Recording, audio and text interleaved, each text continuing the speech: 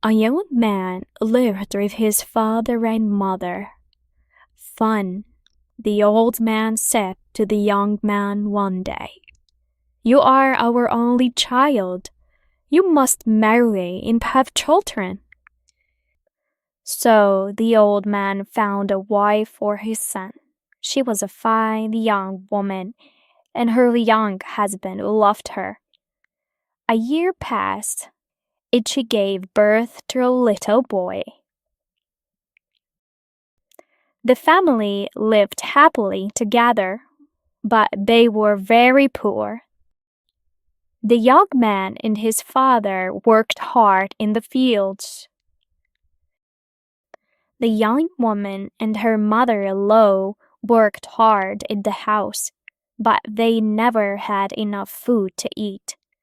Father, the young man said to his father one day, this little farm is too small for our family. Let me go and find work in the town. I will earn some money and bring it home to you. The father was sad.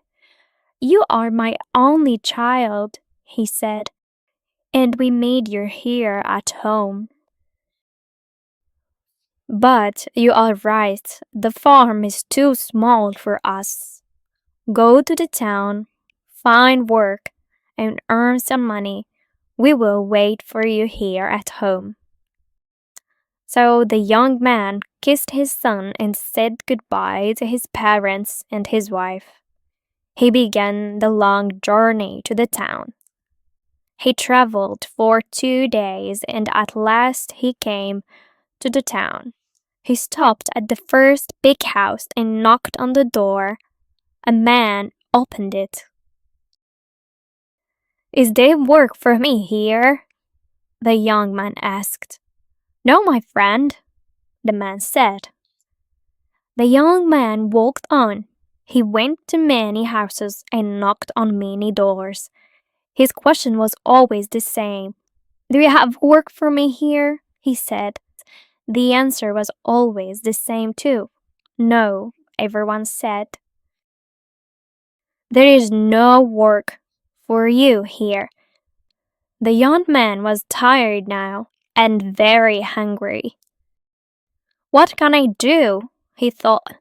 I must find work soon or I will die. At last he came to a monastery. He knocked on the door and an old monk opened it. Please, father, the young man said, let me work for you. How long will you stay? The monk asked. For a few months only, answered the young man. Then I must go back to my family. The monk began to shut the door. Then I can't help you, he said. If you work for us, you must promise to stay for a long, long time. If I don't find work today, I will die of hunger, the young man thought.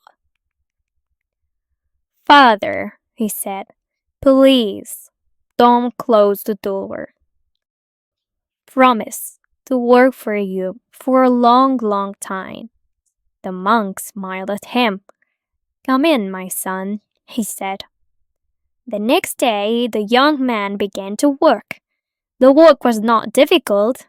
The monks were kind to him. The young man worked hard for them, and they were pleased with him. A month passed. At first, the young man thought about his family every day. Is my son well? He thought. Are my parents happy? Does my wife have enough food to eat? But slowly the young man forgot his family. He was happy with the monks. You are an honest man, they said to him. You can look after our money for us. We will trust you. The years passed quickly. One day, the young man was sitting on his chair in the monastery. He was counting the monks' money. Suddenly, he heard voices. Children were laughing outside. A young man looked up. They are happy, he thought. Is my son happy? He stood up and looked out of the window. How old is my son now? He thought. How long have I been here? 5 years? 6 years? No, 10 years? I've been here for 10 years. The next morning the young man went to see the monks. I've stayed with you for 10 years, he said. I've been a good servant. I've worked hard for you, but you have never paid me. Now I want to see my family. Please give me the money. You owe me and let me go. The monks smiled at him. You are right, they said. You have worked hard for us. Now you can choose. Do you want us to give you your money? Or do you want us to give you our blessing? The young man frowned. I want your blessings, he said, but I want my money too. We owe you 400 silver dollars, the monks said. But each blessing costs $100. The young man looked unhappy, but at last he said, Give me your blessing. It is better than the money. So the first monk blessed him. Do not leave the road, he said. Do not go to the right or the left. Only go straight on. Soon you will be a guest, he said. Obey your host. Take what he gives you. Then the third monk blessed him. Do not be angry, he said. Always think before you act. Then the monks gave the young man 100 silver dollars, and the young man left the monastery. Soon he met two men. They were walking along the road together. Walk with us, they said. We will talk together and our journey will be more interesting. The young man agreed, and the three men walked on together. Soon they came to a crossroad. Follow me, one of the men said. I will show you a better path. And he turned to the left and began to walk along a different way. The other man followed him, but the young man remembered the first monk's blessing. Do not go to the left or to the right. The first monk had said, only go straight on. The young man smiled at his new friends. I'm sorry, he said. I cannot go with you. I must go straight on. He said goodbye to the two men and went on down the road. He crossed the river and walked up the next hill. Suddenly he heard shouts. He looked back across the river. He could see the two men. They were shouting for help. Robbers were attacking them. He wanted to go back and help his friends, but there were many robbers and they were big and strong. If I go down there, they will kill me, he thought. He was grateful to the monks. The first blessing saved my life. It saved me from the robbers, he thought. He went on down the road. He walked for a long time. He was hungry and thirsty now, and he was tired too. It will soon be dark, he thought. I must find a place to sleep. He looked round. He was in a wild place. There were no houses here. He was frightened of hyenas and leopards. He began to walk faster. It was dark now. I must find a place to sleep, the young man thought. At last he saw a light in the distance. He ran toward it. The light came from a little house on a hill. The young man ran up to it and knocked on the door. At once an old man opened it. He had white hair and he wore fine white clothes. "You are welcome. Come in," the old man said. The young man followed him into the house. "Sit down," said the old man. "Wait here. I will fetch some water and wash your feet." The young man felt ashamed. "I can't let this noble old man wash my feet," he thought. The old man went away to fetch the water. Soon he came back. The old man wanted to take the water out of his hand. He wanted to wash the old man's feet, but then he remembered the monk's second blessing. "Obey your host," the second monk had said. "Take what he gives you." So the young man sat down and the old man washed his feet. Then the old man clapped his hands and a young girl came into the room. She was carrying a dish of delicious food. "Feed our guest," the old man said to the girl. The girl did not move, and the young man saw that she was blind. The old man pushed her toward the young man. "Feed him," he said again. So the girl fed the young man, and he ate well.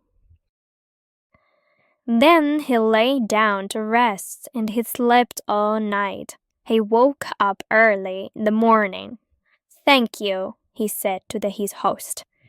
"You have been very kind to me, but now I must go on." The sun was up now, and the young man could see his host clearly. The old man did not look fine and noble now. His teeth were long and white and sharp. His eyes were smiling and cruel. "Is he a man or is he an ogre?" the young man thought. "You're lucky," the old man said. "You didn't refuse my hospitality. I wanted to wash your feet and you accepted. I gave you food and you ate it. Many people have come to my house. They did not let me wash their feet and they didn't accept my food. I killed them all." He pointed to the ground. "Their bodies are under your feet," he said. The young man was very frightened. "But the blind girl," he said. "Why didn't you kill her?" The old man laughed. "I took her eyes," he said.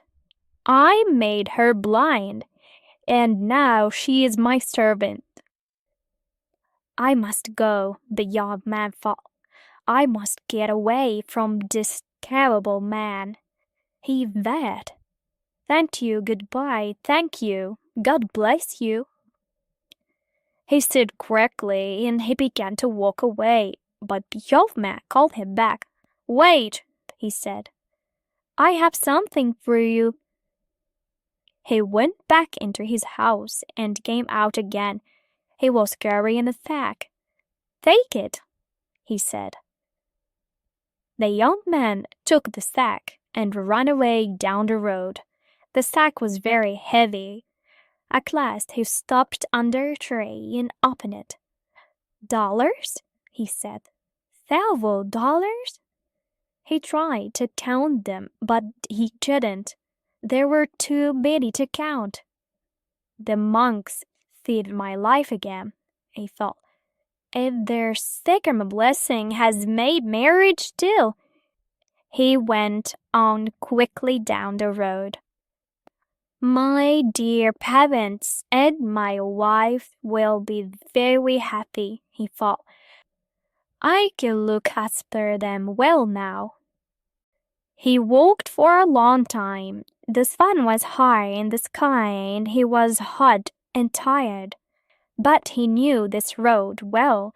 He knew the trees and the rocks and the little streams. He was nearly home. He came to a church by the side of the road. A crowd was standing there. They were watching an old man and a boy. The man and the boy were fighting. The young man felt very angry.